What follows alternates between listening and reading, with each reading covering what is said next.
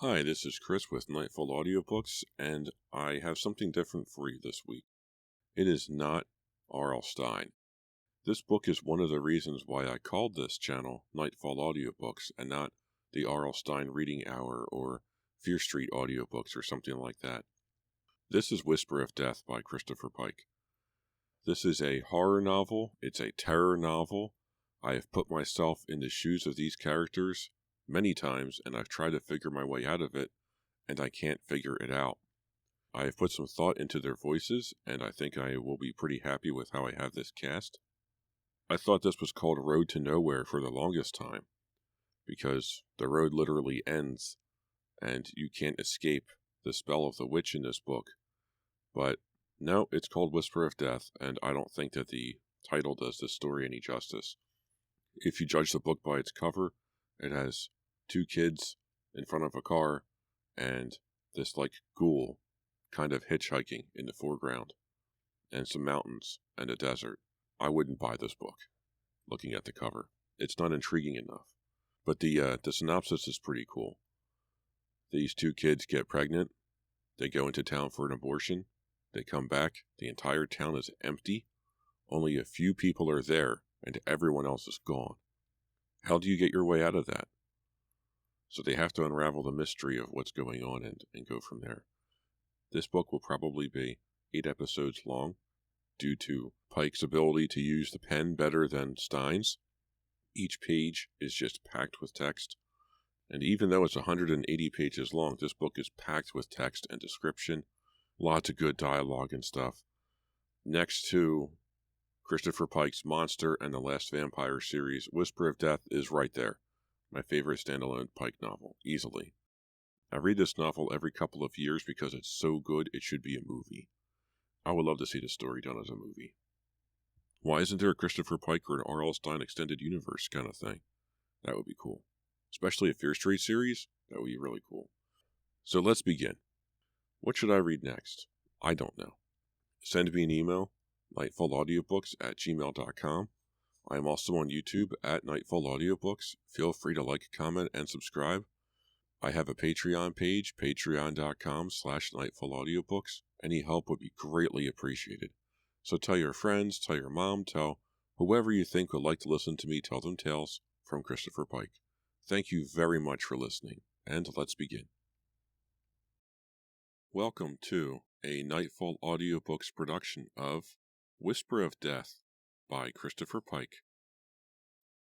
Chapter 1. I sat alone in a dead world. The wind blows hot and dry, and the dust gathers like particles of memory waiting to be swept away. I pray for forgetfulness, yet my memory remains strong, as does the outstretched arm of the oppressive air. It seems as if the wind has been there since the beginning of the nightmare. Sometimes loud and harsh, 1,000 sharp needles scratching at my reddened skin. Sometimes a whisper, a curious sigh in the black of night, of words more frightening than pain. I know now the wind has been speaking to me, only I couldn't understand it because I was too scared. I am scared now as I write these words. Still, there is nothing else to do. I don't know where to start, but there must be a place of love, of hope. He gave me those things and others as well. Yes, I will start with him. His name was Pepper. That wasn't his real name, of course. His parents had christened him Paul Pointzel. He didn't have dark freckles or anything. I don't know where he got his nickname, but he was Pepper when I met him, and that's how I think of him. Pepper and Rox. My name is Roxanne Wells. I'm 18, or rather, I was 18. At the moment, I'm not going to get any older. The second hand on my watch will move forward, but won't go anywhere from me. This moment is all there is. We met in high school. He was a babe. I don't know why he asked me out. I wasn't very nice to him. He was new to the area, but not that new. I'd seen him around town for a year or so before he made a move on me. I'd heard good things and bad things about him. One friend said he was just out for sex. Another said he was a romantic at heart. What the hell, I thought. I needed sex and romance in my life. Sometimes I believe I would have taken one without the other. Even before Pepper cornered me, I decided that, if given the chance, I would let him get to know me. It was lunchtime at school, a hot early April afternoon. I was sitting by myself on a rock at the corner of campus staring out at the desert. It was a favorite spot for me to hang out and just eat junk food. School was in Salem, Arizona, a town built on sand with a lot of sweat. I had grown up surrounded by an ocean of dust, yet the sight of the desert never tired me. I was always glad the city architects had put Salem high at the edge of town and not in the center. Downtown Salem was about as exciting as an empty movie theater. Things may have been happening in town, but hardly anyone was there to acknowledge the fact. Even before the transformation, Salem felt barren. Pepper suddenly appeared, standing above me with his thumbs hooked into the back pockets of his Levi 505s. He was trying to look cool, and not doing a bad job of it. He was too handsome. By that, I mean I wasn't given any chance to dislike him. Everything that happened between us had to be. It was inevitable. His hair was brown and messy. He needed a shave. His eyes were as dark as blue prairie grass before a storm. He had a body, every guy does, but his fit him better than most. But I didn't smile at him, not right away. I was cool too. "Hey, Roxanne," he said, then paused. "That is your name?" It had better be. I had to shield my eyes to look at him. He had the sun behind him, which I think was a strategic move on his part. "What do you want?" "Got a cigarette?" "I don't smoke," I said. "I've seen you smoke." "When?" "At the park, at night." "Those weren't cigarettes," I said. "To each his own. I'm a beer man myself." I shrugged, going back to my honey bun. I get loaded once in a blue moon. I took a bite of my bun, and every Tuesday. "Mind if I sit down?" he asked, not waiting for my permission to share the rock. At least now I didn't have to blind myself to look at him. "What's so special about Tuesdays?" he asked. "Tuesday means Monday's over." He glanced back at campus, the lackadaisical crowd. "You're a senior, aren't you? You'll be out of here pretty soon. What are you going to do after graduation?" I laughed. "Look at you. We haven't even been introduced, and you want to know what I'm going to do with the rest of my life." He just stared at me a moment. Then he offered me his hand. "My name's Pepper," he said. "That's a weird name." I shook his hand. "Is it a nickname?" "I guess. I hear everyone calls you Rox." "Only my friends." "What should I call you?" he asked. "You don't have to call me anything. You're a real sweetheart, you know that?" I smiled sweetly. "Thank you. Is that a personal observation, or is that something else you've heard?" "Do you want me to leave?" "Whatever gave you that idea?" I asked. He stood. "Have a nice lunch, Roxanne." I quickly put a hand on his knee. "You may call me Rox, Pepper." He hesitated, then sat back down and stared at the ground. Guys often do that. I don't know why. There's nothing there. "I'm not trying to hit on you or anything," he said. "What are you trying to do?" He glanced over. "I was just looking for a cigarette. There's a liquor store over on Stills. It sells them. It sells beer as well." That got him mad. "Do you want me to stay or not?" I laughed. "I don't know. Now that I know you're not going to hit on me, probably not." The tension was broken. He laughed too. "What are you doing next Tuesday?" Like I said, I was game. Drinking beer with you? Maybe. There was no maybe about it. We went out the following Tuesday. It was the only day I didn't have to work besides Sunday, which was never any good because it came before Blue Monday. I was a seamstress in a clothes store. It was boring. I never really got to make dresses, just sewed the seams. It paid zip, like every other teen job in Salem. Pepper had a job too. I'd seen him at it before we met. He delivered flowers. What a joke. He rode to work on a motorcycle at 80 miles an hour in black leather, then put on a pansy coat and climbed in a van and tooled around Salem, making young and old women alike ecstatic. He said the tips weren't bad, and the women were always happy to kiss him. We went to a movie, and I rode on the back of his motorcycle. It was a horror film about the second expedition to Mars called The Season of Passage. At the end I wanted to cry because it was so sad, but Pepper was still eating his popcorn. He was stuffing it into his face, and I found it impossible to weep with someone eating beside me. We went for a malt and fries afterward, a typical date in Salem. The place wasn't Option City. We drank a couple of beers on a dark bus stop bench. But then, on the way home, still on the back of his bike, I leaned my head back and gazed at the stars, bright in the clear black sky. I said something to Pepper about wishing we had a flying saucer so we could leave the planet, and he instantly made a sharp U-turn. "Where are we going?" I called into the breeze. He drove fast but smooth with complete control. On our next date, though, I had already decided that we go in my car. I liked my hair to look like something naturally attached to my body when I got to where I was going, and I knew there would be a second date. I liked him too much for there not to be. "To get a telescope," he answered. "Who has a telescope?" Our school? We ended up breaking into the science lab. It was easy. We just went up a tree and through a window. I had never taken astronomy. I was more of the basic education kind of girl. Give me my diploma and I'd be gone. The telescope sat on a collapsible tripod. Pepper hoisted it onto his shoulder and walked toward the door. He assured me we'd bring it back when we were done with it, and nobody would even know it had been on a vacation. Where are we going with it? I asked. I didn't mind a little adventure. To the reservoir. That sounded fine to me except for the obvious. But we're on a motorcycle, I said. It's not that big a telescope, Rocks. What else are we going to do at the reservoir? I asked, suspicious.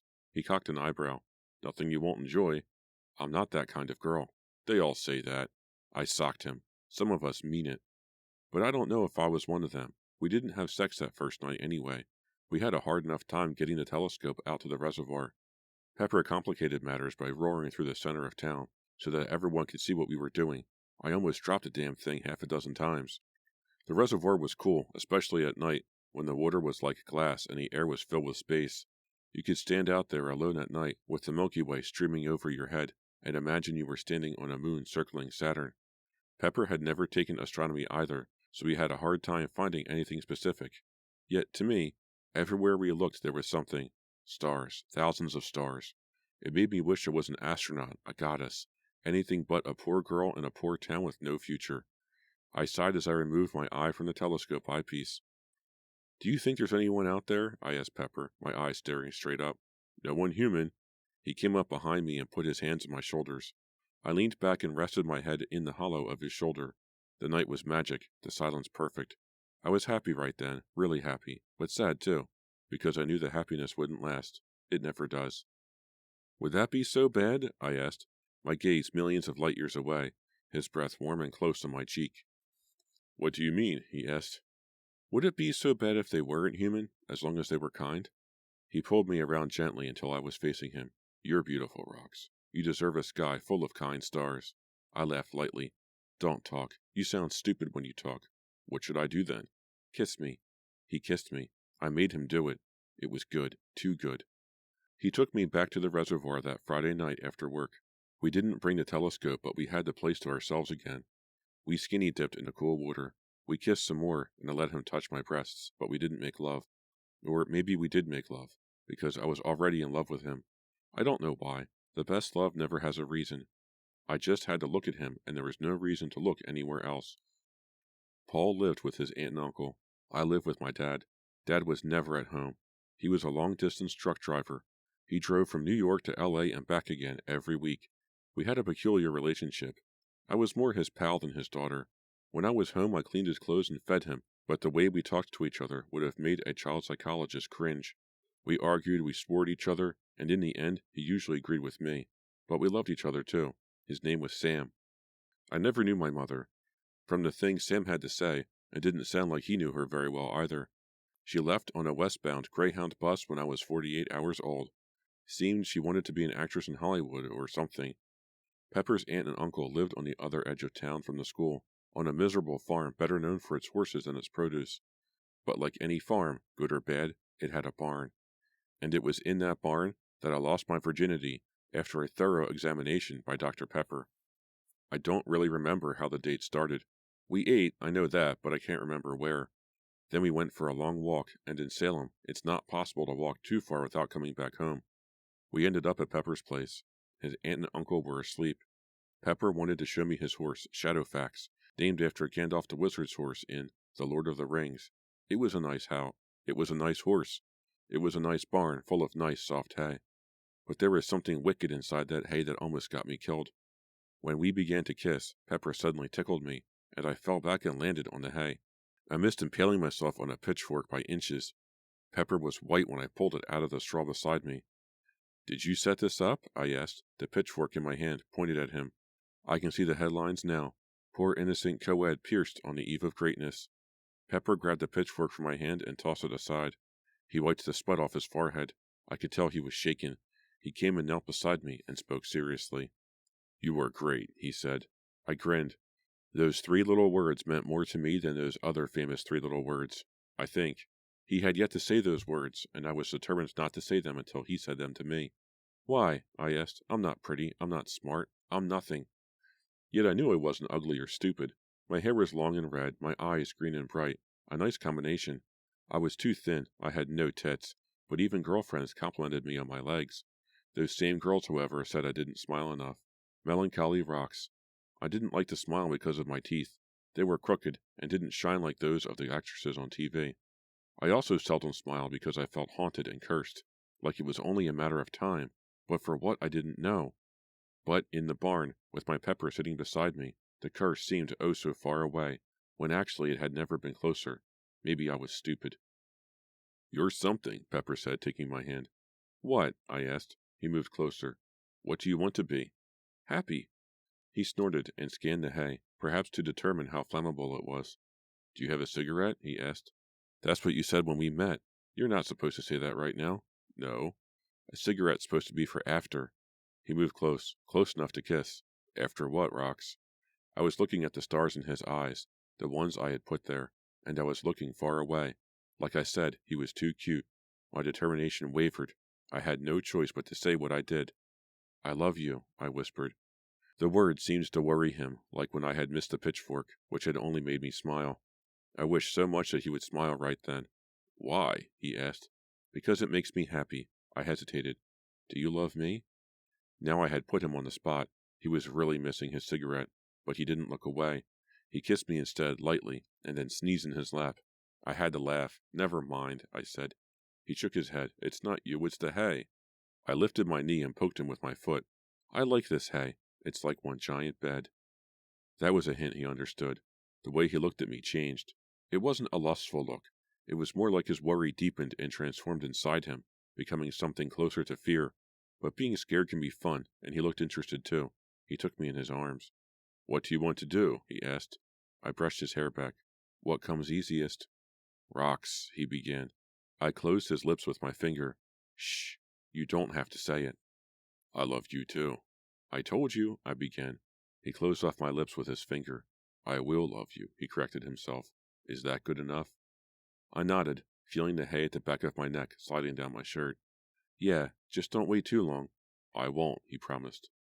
And then, just before it all began, and the train raced down the hill to the bottom, I asked him one question I didn't want to. His answer stood at a 50% chance of ruining everything, but I had to ask it. I stared at the pitchfork as I spoke, lying so innocently beside us. "Is this your first time?" I asked. "Is it yours?" "Yes." He kissed the side of my face. "It's my first time too, Rox." I cannot talk too much about the sex. It was better than ice cream. It was like a summer night before summer really began, before school let out. For me, anticipation has always been stronger than the reality, and this was such rich anticipation, so constant, that it couldn't help but be fulfilled. What I mean is, I was happy in his arms, like I was that night we were together in the arms of the stars. I felt so much a part of him I honestly believed, for a long time afterward, that I could be a part of everything. Did I think of protection against pregnancy? We only made love that one time. I hardly had a chance to think anything. I suppose the thought of contraception crossed my mind after we were done, but that's the same as thinking about your parachute after you've jumped. You can think all you want. The ground doesn't give a damn. I suspected I was pregnant 2 weeks later. I wasn't late on my period, not yet, but something inside me had changed. A doctor would have said it was hormonal. Maybe, but it was more than that. I had changed, not just my body. But it wasn't like something had been added inside me the way new mothers usually talk. It's more like a part of me had died. Then another 2 weeks went by, and my period never came. I didn't tell Pepper. I didn't want to worry him. I went to the drugstore in Lendell, a nearby town, and bought an early pregnancy test. Those suckers cost more than I thought, a big $15. I read the instructions carefully. The bottom line was that if it tested negative, then you could still be pregnant. They weren't making any guarantees. But if it tested positive, then you were definitely looking at a major change in lifestyle. I took the test. I failed it. I passed it. I held that pink-colored test tube in my hand and started shaking, but no matter how hard I shook, the test tube didn't turn blue or green. I was pregnant. God. I didn't cry. How could I? It was a miracle. It was a gift from God. I threw up instead. Then I got out the yellow pages and called a doctor in Lendell. That's what the instructions inside the test box had said to do, just in case her doctor had a different color test tube, I guess.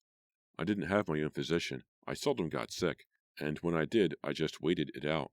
I called Dr. Adams. He was the first one listed. I spoke to his nurse. She wanted me to have a blood test and a urine test even before I saw the doctor. I asked how much. $70, she replied. My baby was already getting expensive, I thought. I said, all right. I passed these tests. I passed them. The doctor was finally waiting to see me about a week after I called.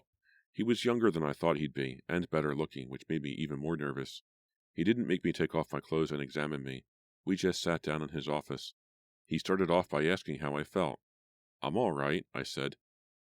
I didn't mean physically. Are you upset? Are you happy? The first choice, I said. Do you have a boyfriend? I think so. Does he know? No. Are you going to tell him? Yes. Do you want to keep the baby? He asked. It was such a normal question for a doctor to ask, and I know it sounds impossible, but I had never asked myself that question. I don't know, I said, gesturing helplessly. I've never been pregnant before. He was sympathetic. How old are you, Roxanne? 18? You're legal. What does that mean? You can make your own choice. He paused. Have you told your parents? I only have a father. I haven't told him. He studied me. His brown eyes were kind. You look like a girl with a head on her shoulders. You know the choices you have? I nodded. There aren't that many of them. There's a family planning clinic in Foster. It's a 2-hour drive. If you want to go there, you just have to give me a call, and I'll set up the appointment for you. I don't want to go there, I said, so sharply I startled us both. He didn't want to say the word, and I didn't want to hear it, but we were both talking about abortion. Just the sound of it inside my head made me feel sick. I wish they had given the procedure initials instead of a name, like, oh, just going to have an ABT, be back before lunch. Then I could pretend it wasn't much different from ordering a bacon, lettuce, and tomato sandwich. Dr. Adams stood and squeezed my shoulder. You think about what you want to do. Talk to your father and your boyfriend if you wish. But don't let anyone make the decision for you, okay? Okay. Thank you, doctor. I paid the nurse at the front and drove home. My car was overheating. I had to stop twice and cool the radiator down with water. It was 4 in the afternoon on a blue Monday. I knew Pepper was at work, driving around town with his bright floral arrangements. There was no reason I couldn't wait until he was off to tell him the news. After all, I had already waited so long. But I needed a friend. I didn't really have anyone except Pepper. My best friend, Susan Duggan, had moved to Florida the previous year. I realized right then how superficial the rest of my friendships were. My boyfriend was the only one I could imagine myself talking to about my problem. I caught him as he was loading the last of his deliveries in the van.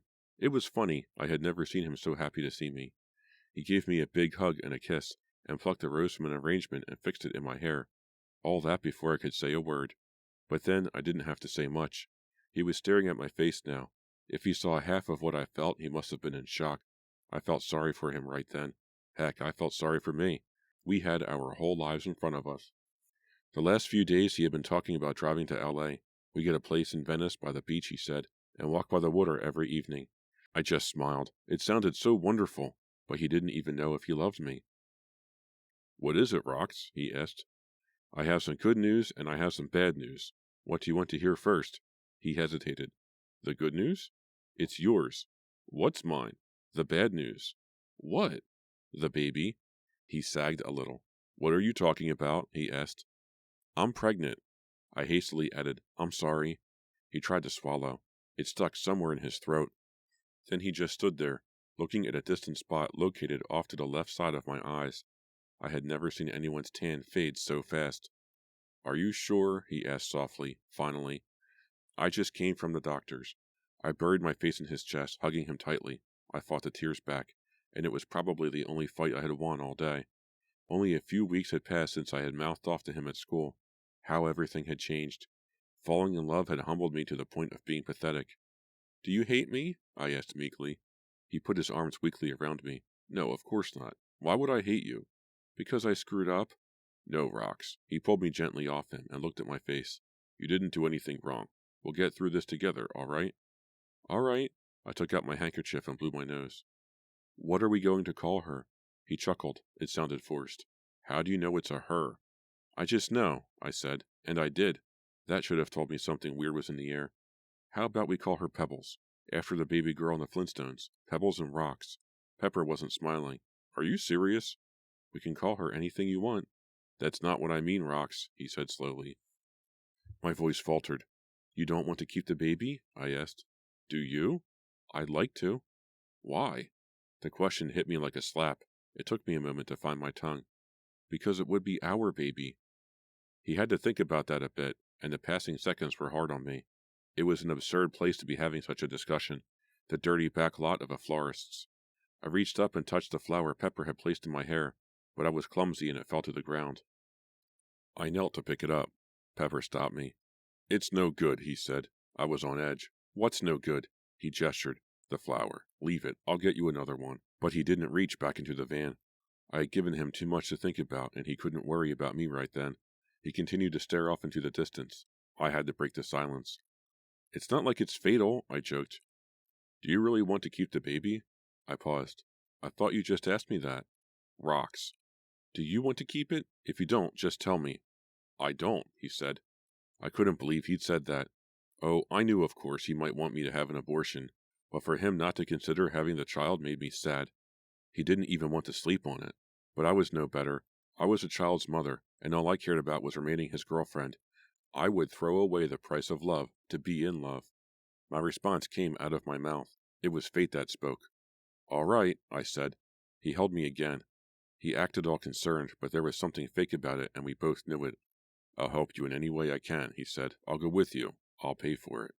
Then suddenly I was far away. More words came out of my mouth, but I know I did not speak these ones. There was no love in them. There was nothing of what I really felt for Pepper in them. Yet I said them anyway, because they were supposed to be true. I'll get rid of it, I said. Life will go on. But it was all a lie.